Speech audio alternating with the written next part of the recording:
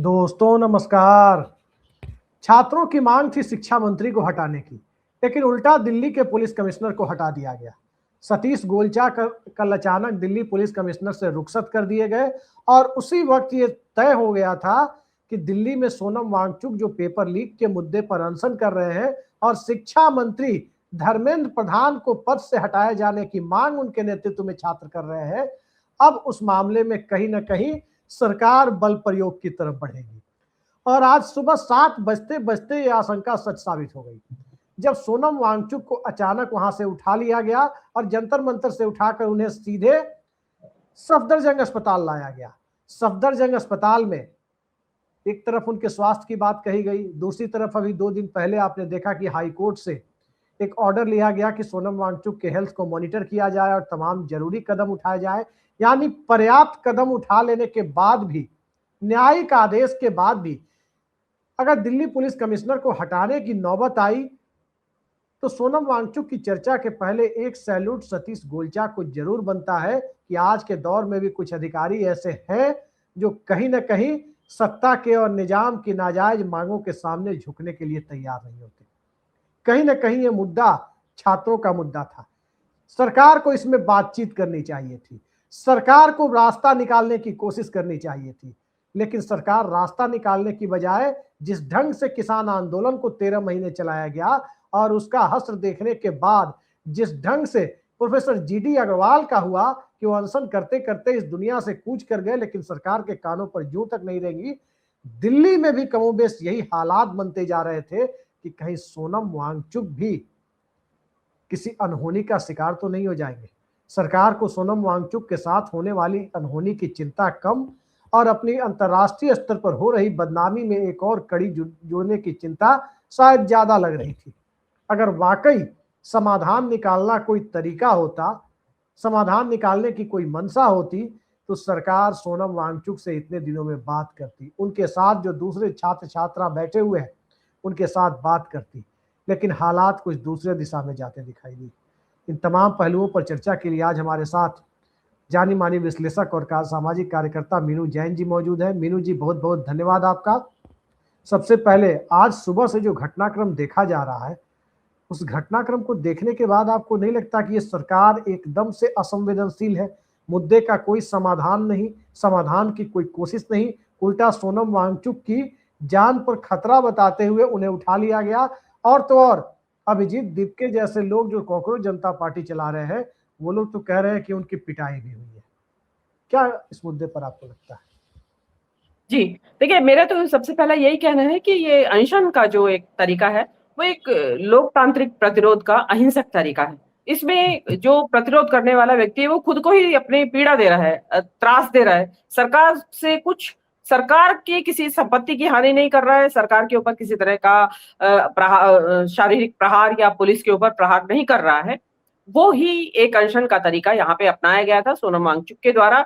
मैं इस डिटेल में नहीं जाऊंगी कि सोनम वांगचुक का तरीका गलत था या सही था, या दीपके पार्टी का, जो कॉकरोच पार्टी का तरीका या सही था या गलत था, लेकिन जिस तरीके से उनको उठाया गया, देखिए अगर जो एक वर्ल्ड वाइड रवायत है और लोकतंत्र की भी रवायत है कि अनशनकारी से सरकार पहले बातचीत करती है, बातचीत का रास्ता अपनाती है और उनको मनाने की कोशिश करती है कि आप अपने अनशन को छोड़िए, भोजन त्यागिए, आपकी जान बेशकीमती है और आप भोजन करते हुए स्वस्थ शरीर से प्रतिरोध कीजिए। मतलब उसको एक ऐसा फैसिलिटेट करती है माहौल अनशनकारी को या प्रदर्शनकारी को या विरोध करने वाले को कि जो वो अपनी ताकत के साथ प्रतिरोध करता रहे। लेकिन सरकार ने यहाँ सोनम वांगचुक से या जो ये कॉकरोच पार्टी है या ये जो अभिजीत दीपके हैं, इनके साथ कोई भी किसी तरह का राब्ता करने की कोशिश नहीं की। आज तो डायरेक्ट राब्ता करने जाने की भी जरूरत नहीं है सरकार को। आज सोशल मीडिया का इतना बड़ा माध्यम उपलब्ध है कि बगैर जाए भी सरकार सोशल मीडिया के माध्यम से इन लोगों से संवाद बना के रख सकती थी। और हो सकता है कि संवाद बन के डायलॉग का, जिसको कहते हैं कि डायलॉग की वजह से कोई एक रास्ता संभवतया निकल आता, क्योंकि जनरली होता यही है। आप अन्ना आंदोलन के, हजारे के आंदोलन को याद कीजिए, तीसरे दिन ही कांग्रेस के ने उनसे संवाद स्थापित करना शुरू कर दिया था और आपने देखा कि अल्टीमेटली वो खुद उनके साथ टेबल पे बैठे और बातचीत हुई और उसके बाद वो अनशन भी समाप्त हुआ। सवाल ये है मीनू जी, इसमें एक सवाल ये है, आपने देखा कि परसों रात में पवन खेड़ा भी पहुंच गया, यानी कांग्रेस पार्टी ने भी इस आंदोलन को अपना समर्थन दे दिया। हालांकि उनकी एनएसयूआई इस मुद्दे पर देश के अलग अलग हिस्सों में एक कहीं बड़ा आंदोलन कर रही है। जो आंदोलन अभिजीत दीपके कर रहे हैं उनसे कई बड़ा आंदोलन कर रही है। ये अलग बात है, उसकी कवरेज नहीं हो रही है उतनी। लेकिन सवाल यह, कांग्रेस ने समर्थन दे दिया, डिंपल यादव और अखिलेश यादव चले गए, आम आदमी पार्टी समर्थन कर रही है, दूसरे सहयोगी दल भी सरकार के नहीं विपक्ष के सहयोग कर रहे हैं। चंद्रबाबू नायडू भी सोनम वांगचुक और इस आंदोलन को लेकर सरकार से एक सकारात्मक रवैये की उम्मीद रख रहे हैं। लेकिन कांग्रेस पार्टी के द्वारा समर्थन की भनक मिलते ही अचानक एक्टिविटी तेज कैसे हो गई? क्या सरकार का मकसद समस्या सुलझाना है या सरकार का मकसद अपनी बदनामी से संसद सत्र के पहले खुद को बचाना है? जी देखिए, समस्या, सरकार तो इसको समस्या मानती नहीं है। जो मेरा मानना है कि ये पेपर लीक होना या भर्ती परीक्षा व्हाटएवर, जो भी कुछ ये घोटालेबाजी चल रही है शिक्षा को, परीक्षा को लेके, वो एक सरकार का अपना षड्यंत्र है, सोची समझी साजिश है। उनको कोई सॉल्यूशन निकालने की कोई उनकी मंशा नहीं है। अगर मंशा होती तो खुद धर्मेंद्र प्रधान कभी ना कभी तो आके सोशल मीडिया के माध्यम से, टेलीविजन के माध्यम से अपनी बात रखते और बताते, छात्रों को समझाने की कोशिश करते। वो उन्होंने नहीं की। रही बात, आपने जो कांग्रेस का समर्थन मिलने के बाद आप देखेंगे कि सुबह को कांग्रेस का समर्थन मिला और शाम को जो देहरादून का शो हुआ है वो एक सरकार के लिए शॉकर था। क्योंकि यहाँ देहरादून में भी उन्होंने ये दीपके का प्रकरण, ये वांगचुक का प्रकरण तो आज सुबह की बात है। जो देहरादून में जो प्रोग्राम हो रहा था, मैं तो उसकी साक्षी हूँ। वहां उस प्रोग्राम को ना होने देने के लिए 1000 तरीके के अड़ंगे अड़ाए गए। सबसे पहले तो परमिशन कैंसिल कर दी गई परेड ग्राउंड की, जो कि रैली के लिए, बड़ी गैदरिंग के लिए जाना जाता है। उनको एक बेनाम सा बन्नू स्कूल दे दिया, जिसको कि आने वाले छात्र भी नहीं जानते थे कि बन्नू स्कूल है कहाँ। उसके बावजूद वहां भीड़ उमड़ी। फिर उसके बाद पुष्कर सिंह धामी जो ये प्रोग्राम था छात्रों की गूंज का, उससे तुरंत पहले एक अग्निवीरों का प्रोग्राम लेके बैठ गए और वहां युवाओं की भीड़ वहां लगा दी। उससे और राहुल गांधी के प्रोग्राम के पैरेलल परेड ग्राउंड में, जिस परेड ग्राउंड में कांग्रेस को रैली करने की इजाजत नहीं दी गई थी, उसी परेड ग्राउंड में एक पंजाबी पॉप सिंगर है, कोई ये बताइए मीनू जी, एक चीज ये बताइए, अचानक तक दिल्ली पुलिस का कमिश्नर क्यों बदला गया? सतीश गोलचा की जगह अनुराग कुमार को क्यों लाया गया? कि मैं पहले अपने उसका सवाल का जवाब पूरा कर देती हूँ कि कांग्रेस के आने से जो ये देहरादून का जो ये मैसेज गया है ना, जो आपने देखा होगा कि ह्यूज क्राउड था वहां, उनको ये लगा कि आज सैटरडे है और कल संडे है, पब्लिक के पास हॉलीडे का टाइम है, समय निकाल सकती है, और देहरादून की जो क्राउड है उससे प्रेरित होके ये ना हो कि जंतर मंतर पे जमावड़ा इकट्ठा हो जाए। तो ये उनकी एक मंशा थी, वो नहीं होना देना चाहते थे, क्योंकि संडे के नेक्स्ट डे अधिवेशन शुरू हो रहा है संसद का। तो वो नहीं चाहते थे कि कोई एक पैरेलल यहाँ पे कोई प्रदर्शन चल रहा हो जिसमें कि इतनी तादाद में लोग आए हुए हों, क्योंकि स्थितियां कंट्रोल से बाहर हो जाती थी। अब आपने पूछा मेरे से कि भाई कमिश्नर क्यों बदला गया। अब मुझे ऐसा लगता है कि ये जो मोमेंटम पकड़ रहा है, ये जो सरकार के खिलाफ छात्रों का आक्रोश, तो शायद सरकार को ये आशंका है, या उनके इंटेल रिपोर्ट्स कहती होंगी, इंटेलिजेंस रिपोर्ट्स, कि देखिए ये मोमेंटम गैदर करेगा। और क्योंकि दिल्ली में भी राहुल गांधी का ये ड्यू है प्रोग्राम, अब पता चला उन्होंने संसद सत्र के दौरान ही दिल्ली में ये प्रोग्राम लॉन्च कर दिया, तो क्या होगा। तो ऐसे में हो सकता है कि जो पहले जो कमिश्नर साहब हैं, उनकी जो कैपेबिलिटीज हैं उन पे सरकार को भरोसा ना हो कि अगर संसद सत्र के दौरान ऐसी कोई परिस्थिति पैदा हो सकती है तो हमें इन कमिश्नर साहब के भरोसे हम नहीं कर सकते। तो प्रोबेबली उनके लिए उनको बुलाया गया, और आप देख लीजिए उनको बुलाते ही अगले दिन ये नतीजे में सुबह ही सुबह उनको अरेस्ट उठा लिया गया वहां से। इसमें मेरी सबसे बड़ी आपत्ति एक ये है अभिषेक जी, देखिए ये बात सही है कि अनशनकारी को एक सीमा के बाद सरकार फोर्स फीडिंग, जबरदस्ती उसको जो भी कुछ लिक्विड या जो भी कुछ इंट्रावेनस दे के, सलाइन वगैरह दे के उनको जिंदा रखने की कोशिश करते हैं और उनके अनशन को तुड़वा देते हैं। वो तो आपने किया नहीं, उसके बदले में आपने प्लेन कपड़ों में, कह रहे हैं आपकी पुलिस की वर्दी है, आप कह रहे हैं पुलिस के लोग थे, पर मुझे नहीं लगता, सरकार ने एक बहुत बड़ी चूक की है। पुलिस को पुलिस की वर्दी में ही आना चाहिए था।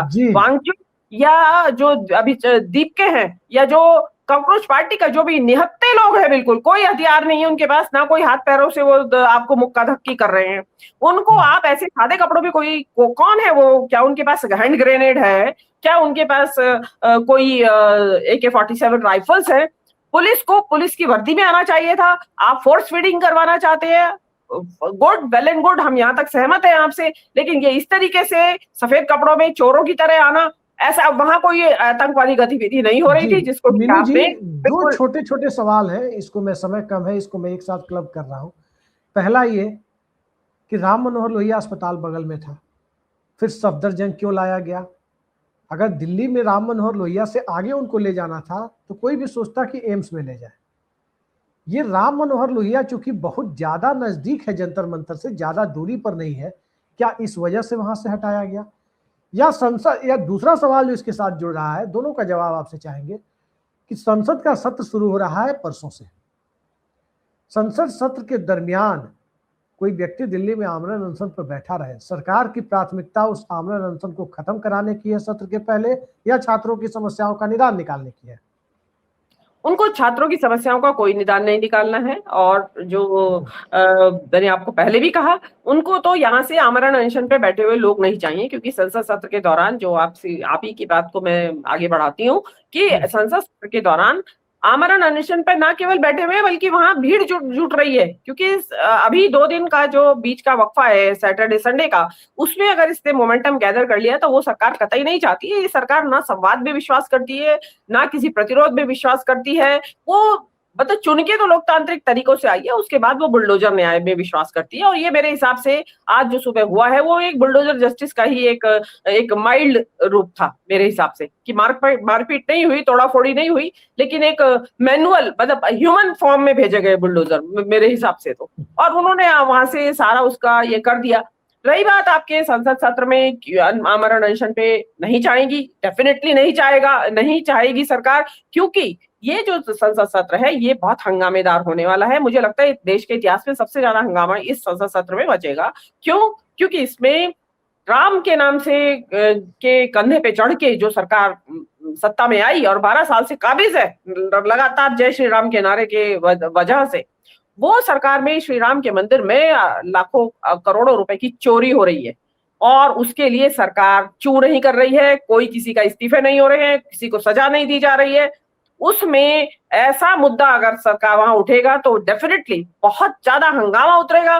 तो सरकार नहीं चाहती कि 2-2 फ्रंट खुल जाए, कि एक फ्रंट संसद तो क्या राहुल गांधी, देखिए मीनू जी, जैसे पवन खेड़ा चले गए तो स्वाभाविक है कि कांग्रेस पार्टी चली गई, क्या देहरादून से राहुल गांधी लौटते और हो सकता था कि आज ही पहुंच जाते वहां? क्या राहुल गांधी की संभावित एंट्री से सरकार घबरा गई, सोनम वांगचुक को उठा दिया है? क्योंकि स्वास्थ्य की चिंता होती तो 10 दिन पहले कर देती। देखिए, चांस की बात ऐसा है, कोइंसिडेंस ऐसा बैठा कि जो जिस दिन इनको उठाया गया अभी वांगचुक को, उससे पहले कांग्रेस वहां जा चुकी थी, तो हो सकता है कि उनको ये खतरा हो कि राहुल गांधी कहीं आना जाए यहाँ, और कि सॉलिडेरिटी के लिए, कि भाई क्योंकि मांग तो दोनों तरफ एक ही है, सरकार का विरोध तो दोनों तरफ से हो रहा है। अब लेकिन उस राहुल गांधी आते या नहीं आते, दैट आई कांट से, मैं उसके बारे में मैं नहीं कह सकती हूँ, क्योंकि राहुल गांधी ने अपने प्रतिनिधियों को भेज दिया था, तो मुझे लगता है कि वो काफी था उनका भेजना। देखिए, दिल्ली पुलिस का बयान भी एक आ गया है। दिल्ली पुलिस का बयान यह है कि माननीय हाईकोर्ट के आदेशों और मेडिकल विशेषज्ञों की सलाह के अनुसार श्री सोनम वांगचुक की बिगड़ती सेहत को मद्देनजर रखते हुए उन्हें जरूरी मेडिकल देखभाल के लिए अस्पताल में भर्ती कराया गया है। माननीय हाईकोर्ट के आदेशों का पालन करते समय प्रदर्शनकारियों ने बाधा डालने की कोशिश की, जिसमें थोड़ी अफरा तफरी मची। हालांकि पुलिस ने संयम बरता और पूरी प्रक्रिया को सुरक्षित रूप से पूरा किया। हम जंतर पर मंतर पर मौजूद प्रदर्शनकारियों से अपील करते हैं कि वो जल्द से जल्द शांतिपूर्ण ढंग से उस जगह को खाली कर दें। यानी पुलिस ने हाई कोर्ट के आदेश को बहाना बनाया है, उस आदेश को बीच में लाकर कहीं ना कहीं सोनम वांगचुक को वहां से उठाने का काम किया है। सवाल ये उठता है कि अब इस मुद्दे का क्या होगा और इस मुद्दे को विपक्ष कैसे आगामी संसद सत्र में अंजाम तक ले जाने की कोशिश करेगा? संक्षेप में इसका जवाब दीजिए। देखिए, अंजाम तक ये मुद्दा पहुंचे या ना पहुंचे, लेकिन हंगामा बहुत जबरदस्त होगा, क्योंकि आप ये देखिए कि इसी मुद्दे को, शिक्षा से संबंधित जितना मुद्दा है, उसको लेके 2 फ्रंट खुल चुके हैं। एक कांग्रेस का पार्टी का जो कि ऑल इंडिया लेवल की पार्टी है, और जैसा कि बताया जा रहा है कि कल अनाउंस हुआ है देहरादून में कि 100 से ज्यादा ऐसे प्रोग्राम देश भर में किए जाएंगे। तो आप अंदाजा लगाइए कि अगर 100 से ज्यादा प्रोग्राम इस देश में किए जाते हैं और इसी तरीके से देहरादून की तरह वहां भीड़ उमड़ती है लाख बाधा डालने के बावजूद, तो सरकार को सचेत होना उनका स्वाभाविक है, क्योंकि वो तानाशाही रवैये वाली सरकार है। वो पुरानी सरकारों, कांग्रेस की सरकारों वाली लोकतांत्रिक ढंग की सरकार नहीं है कि जो विरोध को और धरना प्रदर्शनों को पूरी सहृदयता के साथ और लोकतांत्रिक नजरिए से देखती हो। तो उनके लिए तो ये है कि ये इस तरह की कोई भी आवाज, एक्चुअली तो उनको लगता है कि आपने हिम्मत कैसे की, आपने आवाज उठाने की हिम्मत कैसे की, आप सरकार से इस्तीफा मांगने की हिम्मत कैसे कर रहे हैं। जैसे आज सुबह जो हुआ है वहां पे धरना स्थल से आ रहा है कि वहां प्रधानमंत्री के इस्तीफे की मांग शुरू हो गई है। तो अब धर्मेंद्र प्रधान का भी बयान आया है कि अब वो प्रधानमंत्री के इस्तीफे की मांग करेंगे। जी हाँ, तो वो चीज जो सरकार डेफिनेटली सचेत हो गई है। देखिए, सरकार ने इमरजेंसी का, ये जो सरकार है उसके जो कर्ता धर्ता है वो इमरजेंसी के टाइम का भी याद है उनको, अभी अन्ना हजारे आंदोलन के समय का भी याद है। तो उनको पता है कि किसी भी प्रतिरोध की आवाज को इतना मत उभरने दो कि वो आपके जी का जंजाल बन जाए। इससे पहले कि जी का जंजाल बने उसको चलता है। मीनू जी, समय कम है, दर्शकों को बता दें, आप कह रही हैं कि इमरजेंसी के समय का याद है, बाद का याद नहीं। मैंने अपने आसपास, अपने परिवार में, आसपास पड़ोस में मैंने बहुत लोगों को देखा है, डिमेंशिया और अल्जाइमर के पेशेंट को पुरानी पुरानी बातें याद रहती है और हाल फिलहाल की घटनाएं उनको याद नहीं रहती है, भूल जाती। तो क्या मौजूदा दौर में डेमोक्रेसी के अंदर भी इसी तरह से अघोषित रूप से इस तरह की समस्याओं से पीड़ित लोग हावी हो गए? और ये सवाल, बड़ा सवाल तब बन जाता है जब छात्रों और नौजवानों की बात करने वाली सरकार, छात्र आंदोलन के सहारे पॉलिटिकल लाइमलाइट में आए हुआ जनसंघ और आरएसएस और उससे निकली भारतीय जनता पार्टी, ये लोग जब सत्ता में बैठे हुए हैं, फिर छात्रों की समस्याओं को लेकर ये सरकार गंभीर क्यों नहीं है? किसानों की समस्याओं को लेकर ये सरकार गंभीर क्यों नहीं होती? और अब चूंकि बात प्रधानमंत्री के इस्तीफे की मांग तक पहुंच गई है, तो आगे किस रूप में प्रदर्शन होगा? और क्या हाई कोर्ट ने यह भी आदेश दिया था क्या, जो दिल्ली पुलिस कह रही है कि प्रदर्शनकारी जल्द से जल्द उस जगह को खाली कर दे? क्या अनशन स्थल को भी खाली कराने का आदेश हाई कोर्ट ने दिया था क्या? मैंने तो आज तक नहीं सुना। आमरण अनशन कर रहे सोनम वांगचुक और उनके साथियों की जान बचाने के लिए जो जरूरी कदम हो सकते हैं वो उठाने के लिए कहा था। ये अपील करने के लिए दिल्ली पुलिस को कतई नहीं कहा था हाई कोर्ट ने कि अनशनकारियों से या प्रदर्शनकारियों से उस जगह को खाली करा लिया जाए। तो दोनों बातों का घालमेल जिस रूप में किया जा रहा है, तो पहले जिस प्रकार से दिल्ली में बोट क्लब पर प्रदर्शन होता था, बोट क्लब की जगह को बदलकर जंतर मंतर किया गया, तो क्या अब इस प्रदर्शन की जगह को खिसकाकर कहीं चंडीगढ़ या कालका तक तो नहीं पहुंचा दिया जाएगा कि देश की राजधानी में जिनको प्रदर्शन करना है वो सीधे कालका रेलवे जंक्शन पर चले जाएं, वहीं पर करेंगे, या मोरनी हिल्स में चले जाएं, पंचकुला में, वहीं पर करेंगे? इस तरह की परिस्थितियां तो नहीं बनाई जा रही है। देखते हैं क्या होता है। हम सबको सोनम वांगचुक और उनके साथियों की सेहत की चिंता है और अनशन, आमरण अनशन के सहारे उस मुद्दे को जहां तक ले जाना चाहते थे वो मुद्दा वहां तक जा चुका है। हम सब की अपील है कि वो अनशन खत्म करें और प्रतिरोध के दूसरे लोकतांत्रिक तरीकों से इस आंदोलन को और छात्रों की मांग को आगे बढ़ाए। लेकिन सरकार ने भी इस मुद्दे पर जिस तरह से निष्ठुरता का परिचय दिया, एक निष्ठुर रवैये का परिचय दिया है, वो कहीं से भी लोकतांत्रिक मान्यताओं और मर्यादाओं के अनुरूप नहीं है। अब तक छात्रों के मुद्दों का कोई समाधान सरकार की तरफ से पेश नहीं किया गया है।